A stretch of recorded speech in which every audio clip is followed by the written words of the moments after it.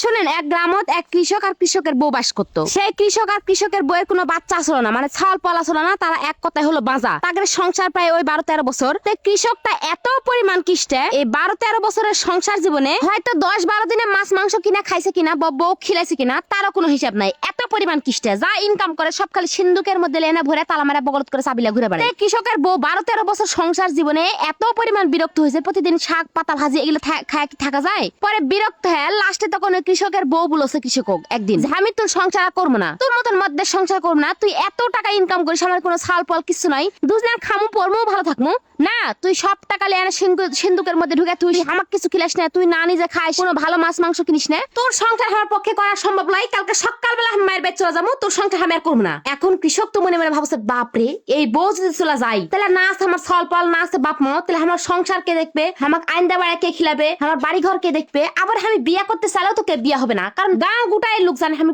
এত পরিমাণ কিষ্টে। এই বউ হ্যাঁ না এত জীবন আমার সংসার করে এলো, এই বউ তো হাত ছাড়া করা যাবে না বলে কৃষক তো খুবই চিন্তা, রাত্রে ঘুমাচ্ছে না, চিন্তা করছে। তো পরের দিন সকালবেলা ঘুমার থেকে উঠে দেখছে কৃষকের বউ ব্যাগ টুপলা বাঁধিছে। কৃষক বলছে, কেন বউ তুই কোনটি যাচ্ছিস? বউ বলছে, কেন কালকে তুই বলু না তুই জীবনে মাছ মাংস কিনবো না, ওই শাক পাতা খায় তোর সাথে আর সংসার করতে আমি পারবো না, আমি মায়ের বাড়ি ছোটনু, জীবনে যেন আমার নামলে আমার মায়ের বাড়ি এলাকা যাবো না। তখন কৃষক বলছে, শুনবো এনা শান্ত হ, আজকে বুধবার কারা দিন, আজকে আমার দিকে হাট, আমি তো খাটের থেকে আজকে মাছ কিনে লিয়ে নাই দেখামু, তুই কত মাছ খেতে পারিস, তুই আমি আজকে মাছই খিলামু, দেখ আজকে আমি কত বড় মাছ লিয়ে আনি, তুই যাস না, তুই খালি থাক বুলা। বউ বসে দে ব্যাগ দে, বড় ব্যাগ দে। তখন তো বউয়ে খুশি হয়ে ব্যাগটা দিয়ে দিছে। কৃষক ওই কিপটা চলে গেছে হাটত। এখন ওই কিপটার বউ লোক করে বসে আছে, মাছ লিয়ে আনলে আন্দা খায় না থাকবো না, হলে তোর সংসার আমি করবো না।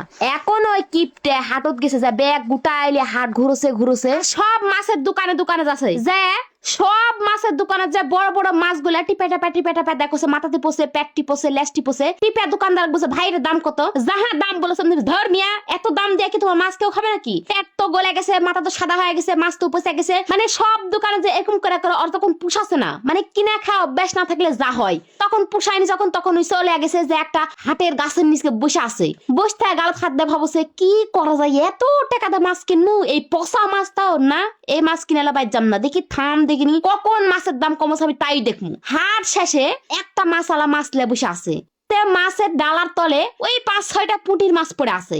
ওই যা বলছে, ভাই এই মাছের দাম কত পুঁটির মাছের? তখন ওই পুঁটির মাছালা বলছে, ভাই বেবাক মিলা ওই 5-6 টাকা দিও। বলছে, ধর বেটা, এই আত্মীর বেলা তোর এই পুঁটির মাছ কে খাবে? আমি হয় না তোর মাছ কিনু, তাছাড়া কেউ লিত না, 1 টাকা দিলে দে, না দিলে না দে ভাই, আমি শোনু। তখন এই মাছালা চিন্তা করছে যে রাত তো লেগে গেছে, ওই 3-5-6টা আবার মাছ ঘুরে লেগে কি করবো, তো দে 1 টাকাই দে। তখন ওই 3-5টা মাছ পুঁটির মাছ দিয়ে দিছে।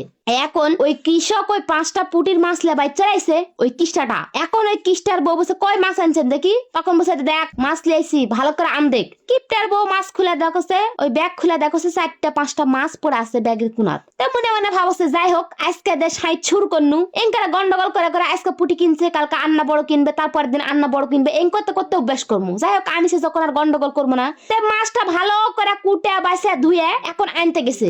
বাঙালি মানুষ মানে গায়ের মানুষের আন্দা বাড়া বলে কথা। এখন দুজনের স্বামী স্ত্রী মিলে একসাথে বসে থেকে রান্ধছে ওই 5টা পুঁটির মাছ। বিশাল আনন্দ দুজনের মধ্যে যে বাপরে আজকে আমরা মাছ দিয়ে ভাত খামু। এখন দুজনে ভালো করে রান্না বাড়া করে এখন হাত পাও দিয়ে খাইতে গেছে, যায় ইতিমধ্যে লেগে গেছে ঝগড়া।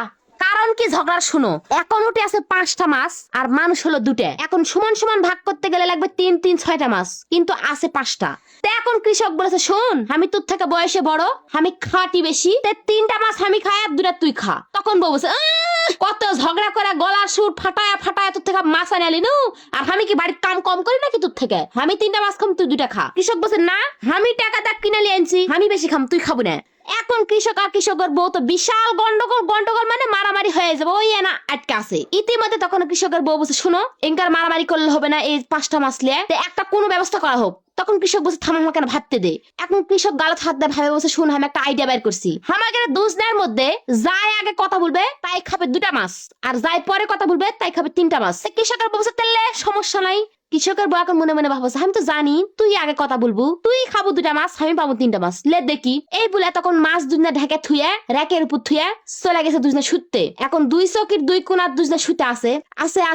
এখন পাড়া প্রতিবেশী একটা লোক বলেছে, কিরে এরে ঘরত এনাগে বিশাল গন্ডগোল মারামারি হয়ে যাবে, দুজনে চুপচাপ কেন? কি হয়েছে না যাই দেখি দিনি। এই বলে তখন ওই প্রতিবেশী মিয়া মানুষটা এসে দেখছে ওর দরজার কাছে দুজনে লোক করে শুইতে আছে, মানে লড়া নাই সয়া নাই গন্ডগোল নাই কিছু নাই। এখন ওই মানুষ ভাবছে, ওই মিয়া মানুষটা ভাবছে যে কিরে দুজনে এখনই এত গন্ডগোল আর সেকেন্ডের মধ্যে চুপচাপ, ঘটনা তো ভালো লয়। আমি তাহলে আরেকজন খবর দিয়ে আসি। ওই দৌড়াদৌড়ি করে আরেক বাড়ি যে আরেক মিয়া মানুষ বসে শুনি চিত্রি ওদের কিস্টারা মাছ আনছে হান্ডর থেকে কোনবে আমলের ওই মাছ লে দুজনা কি গন্ডগোল লাগিছে লাগে ওদের লোক করে আছে। যাই দেখো আর কোনো কথা নাই বার্তা নাই কিছু নাই, মারামারির মতন অবস্থা। তারা আবার 8 সেকেন্ডের মধ্যে চুপচাপ যাই দেখো ঘরের মধ্যে খাটের উপর লোক করে দুজনে পড়ে আছে। কি যে হয়েছে বাবা কে জানে। মিয়া মানুষ বলে কথা, ওই মিয়া তখন আরেকজন শুনি চিত্রি মানে তিলক তাল বানালে করলে কথা মিয়া মানুষের ওদের অমুকেরা মাছ লিয়ে গন্ডগোল লাগছে ওই কিস্টাটা লাগে গন্ডগোল লাগে মনে হয় দুজনায় মরা পড়ে আছে খাটের উপর। ওই আবার আরেকজন শুনি চিত্রি ওদের কিস্টারাই কোনবা আমলের হাটের থেকে মাছ আনছে কোনবা ভাগ্যে আইনে আবার দুই বাতারে মাগে গন্ডগোল লাগছে লাগে ওদের মরে পড়ে আছে, লড়ে না চড়ে না কিছু করে না। হাইরে মা কেন করে কি হবে এই করতে করতে মানে এলাকা গোটাই ছড়িয়ে পড়েছে, মানে নেতা ফেতাও চলাইছে আর কি। এখন মুন্ডল মাতব্বর তেমন চলাইছে আসে দেখছে ঘটনা সত্যি, মানে এমন ভাবে দুজনে পড়ে আছে মনে হচ্ছে মরে গেছে। এখন নেতা ফেতারা মেলা চেষ্টা করলো দেখছে না লড়াচড়া কোনো কিছু নাই। এখন যারা কোনো আত্মীয় স্বজন খোঁজ খবর নেবে তাও দিতে পারছে না, কারণ তেমন কোনো আত্মীয় স্বজনের কিষ্টাপনার জন্য কারোর সাথে সম্পর্কও নাই। এখন মন্ডল মাতব্বর বলেছে কাকা ডাকবেন মেলা রাত হয়ে গেছে তো পুড়ে ফেলে দেওয়া হোক, মানে ওই কৃষক আর কৃষকের বউ আসলে হলো হিন্দু। এখন এত রাত ধরো 12টা 1টা হয়ে গেছে, এত রাত্রে তো শ্মশানে যেতে ভয় লাগবে, ব্যাপক মানুষের তো ভয় আছে, গ্রামের অর্ধেক লুকি যাবে না। তখন ওই মাতব্বরটা বলছে শুন আমি সাথে থাকমু আর 4 জন আয় আমার সাথে দেখি কে কে কে আছে কার কার সাহস বেশি। তখন 4 জন লোক বলছে আমাদের সাহস আছে চলো আমরা যাই মাটি দিয়ে আসি, মানে পুড়ে ফেলে আসি। এখন তো খাটলি টাটলি তো আমার সাজায় রেডি। এখন ওই লাশ দুটা নিয়ে চলে যাচ্ছে শ্মশানত, সামনে আছে মাতব্বর আর পিছনে আছে ওই 4 জনা। এখন চলে যাচ্ছে শ্মশানত হাঁটে। এখন ওর বউ আর স্বামী মনে মনে ভাবছে শালা ঘটনা তো অন্যদিকে মুড় লিয়ে লিল রে, এই চুপ করে থাকতে থাকতে শালা মাছটাও হারামু, এই জীবনটাও তো তবে পুড়ে ফেলে দিবে তো এখন আমাকে। এখন তাও আর বউ বলছে দেখি কখন আগুন ধরাতে যাচ্ছে ওই পর্যন্ত আমি লক্ষ্য থাকবো, তাও ওই মাছ আমার 3টা লাগবেই। ওই কৃষক বলেছে বাবা তুই ওই 3টা মাছ খাইস আমি ওই 2টাই খামু, তাও ওই মরতে পাবো না আমি। এখন শ্মশানত যাওয়ার মাঝ রাস্তাত ওই কৃষক একটা কাশি দিছে। এখন কাশির শব্দ শুনে পিছনে 4 জন থেমে গেছে। মাতব্বর বলছে কিরে কেবা কাশলো না? তখন ওরা বলছে হয় মাতব্বর সাহেব আমি মনে করছি আপনি কাশিছেন। মাতব্বর বলছে না তোরা কাশিস না শুন পাখি ওরকম করতে পারে ভয় করিস না আমি সাথে আছি, ওরকম কত মরা পুড়াইছি হিসাব নাই স।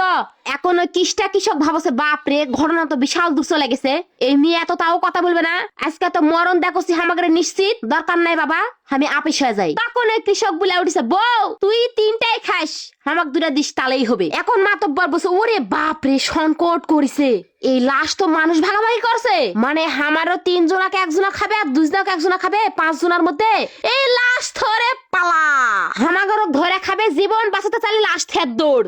তোমরাই বলো আমার গল্পটা কেমন লাগছে, যদি ভালো লাগে তাহলে অবশ্যই লাইক কমেন্ট শেয়ার করে দিবেন।